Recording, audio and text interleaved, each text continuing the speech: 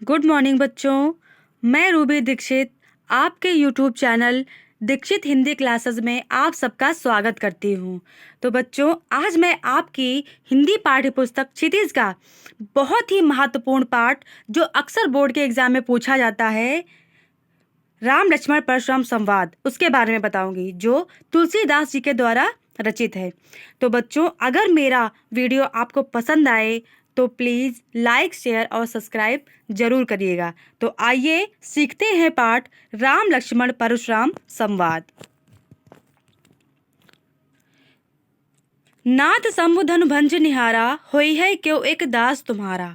जब सीता जी के स्वयंवर में शिव धनुष टूट जाता है तो परशुराम वहां पर आते हैं और क्रोध में कहते हैं कि इस धनुष को किसने तोड़ा। तब राम भगवान कहते हैं, हे नाथ, इस शिव धनुष को तोड़ने वाला आप ही का कोई दास होगा। आये सुकाह कहिन किन मोही, सुनि रसाय बोले मुनि कोही। आपकी क्या आज्ञा है, आप मुझसे कहिए। सेवक सो जो करे सेवकाई, अरि करनी कर करिए लड़ाई। सेवक वो होता है जो सेवा का कार्य करता है, शत्रुता का कार्य करने वाला तो लड़ाई करने योग्य होता है। सुनौ राम जी शिव धनु तोरा, सहस बाहु सम सोर मोरा। परशुराम इस पर कहते हैं, सुनो राम, जिसने भी इस शिव धनुष को तोड़ा है वह सहस बाहु के समान मेरा शत्रु है। सो बिलगाई बिहाय समाजा, नाता मारे जय हैं सब राजा। जिसने भी इस शिव धनुष को तोड़ा है वह सभा से निकलकर बाहर आ जाए, नहीं तो यहाँ पर उपस्थित सारे राजा मारे जाएंगे। सुनि मुनि वचन लखन मुस्काने, बोले परस धरे अवमाने। परशुराम के ऐसी बातें सुनकर लक्ष्मण मुस्कुराने लगते हैं और परशुराम का अपमान करते हुए कहते हैं, बहु धनुही तोरी लरिकाई, कबहु न असिरिस कीन गोसाई। हमने तो बचपन में बहुत सी धनुयां तोड़ी थी, तब तो आपने कुछ नहीं कहा। रे न प्रबालक काल बस बोलत तो ही न संभार, धनुही सम त्रिपुरारि धनु विदित सकल संसार। इस पर परशुराम कहते हैं, हे राजा के बालक, तू काल के वश में होने के कारण संभाल कर नहीं बोल रहा है। तुझको यह संसार की तुच्छ धनुया और शिव धनुष में कोई अंतर ही नहीं नजर आता है। लखन कहा हंस हमरे जाना, सुनौ देव सब धनुष समाना। इस पर लक्ष्मण हंसते हुए कहते हैं कि हे देव सुनिए, हमारे लिए तो सारे धनुष एक ही समान है। का क्षति लाभ जून धनु तोरे, देखा राम नयन के भोरे। और इस धनुष के टूटने से क्या लाभ क्या हानि, राम ने तो बस नयन भर के से देखा ही था। छूत टूट रघुपति ना दोसो, मुनि बिनु काज करई कत रोसो। राम के छूते ही या तो टूट गया, इस पर मुनि आप बिना कारण ही क्रोधित हो रहे हैं। बोले चितई परसु की ओरा, रे सट सुनो स्वभाव न मोरा। अब परशुराम अपना फरसा दिखाते हुए कहते हैं कि शायद तुम मेरे स्वभाव के बारे में नहीं जानते हो। बालक बोली बधौ नहीं तो ही, केवल मुनि चढ़ जाने मोही। बालक समझकर मैं तुम्हारा वध नहीं कर रहा हूँ, क्या तुमने मुझे शांत स्वभाव का समझ रखा है। बाल ब्रह्मचारी अति कोही, विश्व विदित क्षत्रिय कुलद्रोही। मैं बाल ब्रह्मचारी और बहुत समय से क्षत्रिय कुल का नाश करने वाला हूँ। भुजबल भूनि भूप बिन कीनी, विपुल बार महि देवन दीनी। मैंने अनेकों बार इस भूमि को राजाओं से हीन करके उनकी धन संपत्ति को देवताओं को दान में दे दिया। सहस बाहु भुज छेद निहारा, परस बिलोक महीप कुमारा। और मैंने अपने इस फरसे से सहस बाहु की हजारों भुजाओं को काटकर छिन्न भिन्न कर दिया। मातु पिता जनि सोच बस, करहि महीस किशोर, गर्भन के अर्भक दलन परस मोर अति घोर। हे बालक, तुम अपने माता पिता को अपने बारे में सोचकर दुखी होने पर क्यों विवश कर रहे हो। मेरा यह फरसा इतना घातक है कि इसके भय से गर्भ के अंदर पल रहे छोटे शिशु भी इसके भय से नष्ट हो जाते हैं। बिहस लखन बोले मृदुबानी, अहो मुनीस महाभटबानी। इस पर लक्ष्मण कोमलवाड़ी में कहते हैं कि हे मुनि, आप स्वयं को महान योद्धा समझते हैं। पुनि पुनि मोहि दिखाओ कुठारू, चाहत उड़ावत फूंक पहाड़ू। आप बार बार मुझे अपना फरसा दिखाकर क्या फूंक से पहाड़ उड़ाना चाहते हैं? यहाँ कुम्हड़ बतिया को नाही, जे तर्जनी देख मर जाई। यहाँ पर कद्दू का छोटा फल कोई नहीं है जो आपकी सीधी उंगली दिखाने से मर जाएगा। देख कुठारू सरासन बाना, मैं कुछ कहा सहित अभिमाना। आपके इस धनुष बाण और फरसे को देखकर अगर मैंने कुछ अभिमानवश कह दिया हो तो मुझे क्षमा कर दीजिए। भृगुसुत समुझ जनेऊ बिलोकी, जो कुछ कहूँ सहूँ रिस रोकी। आपके इस जनेऊ और आपको ब्राह्मण समझकर मैं आपकी सारी बातें सहन कर रहा हूँ। सुर महिसुर हरिजन और गाई, हमरे कुल इन पर न रुसाई। क्योंकि हमारे कुल में देवता, गाय और ब्राह्मणों पर अत्याचार नहीं किया जाता, उन पर अपनी वीरता नहीं दिखाई जाती। क्योंकि बधे पाप अपकीरत हारे, मारता हूँ पाप परे तुम्हारे। और इनका वध करने पर पाप लगता है और इनसे हार जाने पर अपयश होता है। तो हे मुनि, अगर आप हमें मारेंगे भी तब भी मुझे आपके चरण ही पकड़ने चाहिए। कोटि कुलिस सम वचन तुम्हारा, व्यर्थ धरो धनु बाण कुठारा। लक्ष्मण जी कहते हैं आपका एक एक वचन तो अनेक वज्रों के समान है। आपने तो ये व्यर्थ में ही धनुष बाण और कुठार रखा हुआ है। जो बिलो के अनुचित कहूँ, क्षमो महामुनि धीर। सुनि सरोस भृगुवंश, मुनि बोले ग्रह गंभीर। अब लक्ष्मण कहते हैं कि अगर मैंने आपको कुछ भी अनुचित कह दिया हो तो हे महामुनि मुझे क्षमा कर दीजिए। इस पर परशुराम जी क्रोधित होकर के बहुत ही गंभीर स्वर में बोलते हैं। कौशिक सुनो मंद यो बालक, कुटिल कालबस निज कुल घातक।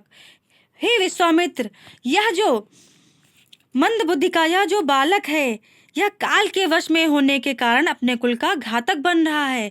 भान वंश राकेश कलंको, निपट निरंकुश अबुध असंको।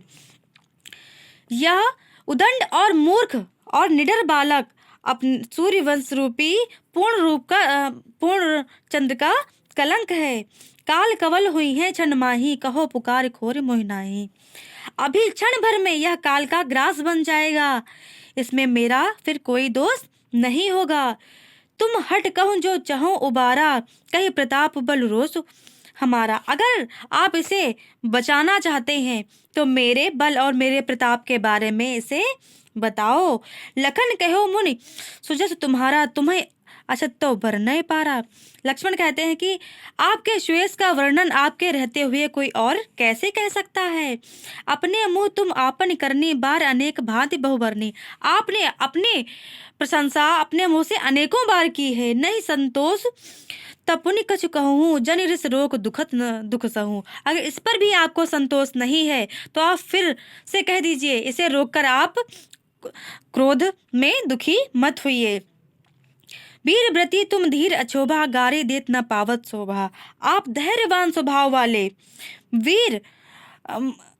वीरता का व्रत धारण करने वाले हैं। आप गाली देते हुए शोभा नहीं देते हैं। सूर समर करनी करहीं न जनामहि, आप विद्यमान रन पाए रे पुकायर कथे प्रताप।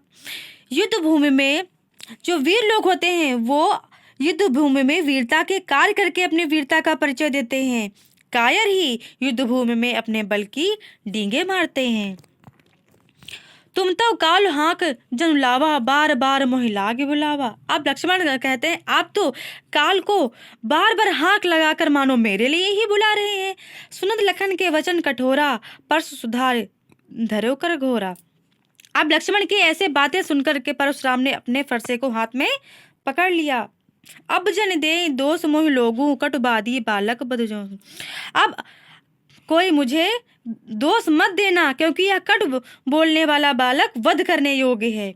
बाल विलोक बहु तुम्हें बाचा, अब यह मर निहार भा साचा। बालक समझकर मैंने इसे अनेकों बार छोड़ दिया, परंतु अब यह सच में मरने ही आ गया है। कौशिक कहा क्षमी अपराधु, बाल दोष गुण गने न साधु। अब विश्वामित्र जी कहते हैं कि मुनि लोग जो होते हैं वो बालकों के गुण और दोष को नहीं देखते हैं। खर कुठार में अकरुण को ही आगे अपराधी गुरु दोही। अब इस पर परशुराम जी कहते हैं कि यह कुठार मेरा तीखी धार का और मैं दया रहित और मेरे आगे गुरुदोही खड़ा हुआ है। उत्तर दे तो छोड़ो बिन मारे, केवल कौशिक तुम सील तुम्हारे। इस पर भी मैं इसे जवाब देने पर भी मैं इसे छोड़ रहा हूँ। हे विश्वामित्र, केवल तुम्हारे सील के कारण, तुम्हारे कारण केवल। लाते ही काटी कुठार कठोरे, गुर ऋण उरण होते हो शर्म हुए। नहीं तो अभी क्षण भर में मैं से काट करके गुरु के ऋण से उद्धार हो जाता। गादि सुन न कह हृदय हस मुनिन हरिहरे सोच। अब इस पर विश्वामित्र जी मन में ही मुस्कुराते हैं कि मुनि को हर जगह हरा हरा ही नजर आता है। अय मैं खाण न ऊख मैं अजो न बूझ अबूझ। उनकी यह खाण लोहे की बनी हुई है, गन्ने की नहीं जो मुंह में लेते ही गल जाएगी। अर्थात मुनि जानबूझकर अनजान बने हुए हैं। कहो लखन मुन सील तुम्हारा, को नहीं जान विधि संसारा। अब लक्ष्मण कहते हैं, परशुराम आपके सील के बारे में इस संसार में कौन नहीं जानता है। माता ती उरन भय नीके, गुरु ऋण रहा सोच बढ़ जी के। माता पिता के ऋण से तो उद्धार हो गए हैं, गुरु का ऋण शायद बचा हुआ है, उसका इनके मन में काफी सोच है। सो जन हमरे माथे गाढ़ा, दिन चल गए ब्याज बढ़ बाढ़ा। उसको चुकाने का माध्यम मानो मैं ही हूँ। बहुत समय बीत जाने के कारण उसका ब्याज भी और बढ़ गया है। अब आनी व्यवहार बुलाई, तुरंत देव मैं थैली खोली। अब किसी आप हिसाब किताब करने वाले को बुला लीजिए और मैं तुरंत ही थैली खोल करके हिसाब किताब चुका दूं। सुन कटु वचन कुठार सुधारा, हाय हाय सब सभा पुकारा। इस पर परशुराम क्रोधित होकर के अपने फरसे को हाथ में पकड़ लेते हैं। तभी सभा में उपस्थित सभी लोग हाय हाय करके पुकारने लगते हैं। भृगुबर परसु दिखावो मोही, विद्र विचार बचो नृपदोही। लक्ष्मण जी बोले, हे श्रेष्ठ फरसा, आप मुझे फरसा दिखा रहे हैं। हे राजाओं के शत्रु, मैं आपको ब्राह्मण समझकर आघात करने से बचा रहा हूँ। मिले न कबहू सुभट रन गाढ़े, द्विज देवता घर ही के बाड़े। ऐसा लगता है आपको कभी कुशल योद्धा नहीं मिले, ऐसा लगता है आप अपने घर में ही बड़े हुए हैं। अनुचित कहे सब लोग पुकारे, रघुपति सैन्य लखन निवारे। ऐसा लक्ष्मण के ऐसा कहने पर वहां पर उपस्थित सभी लोग यह अनुचित है, यह अनुचित है कहकर पुकारने लगे। उस पर श्री राम जी ने आंखों के संकेत से लक्ष्मण को रोक दिया। लखन उत्तर आहुति सरिस, भृगुबर कोप कृशान। परशुराम की क्रोध रूपी अग्नि में लक्ष्मण के ऐसे स्वर मानो अग्नि में आहुति डालने का काम कर रहे थे। बढ़त देख जल सम वचन बोले रघुकुल भान। परशुराम की क्रोध अग्नि को बढ़ते हुए देख करके राम ने जल के समान शांत करने वाले वचन बोले।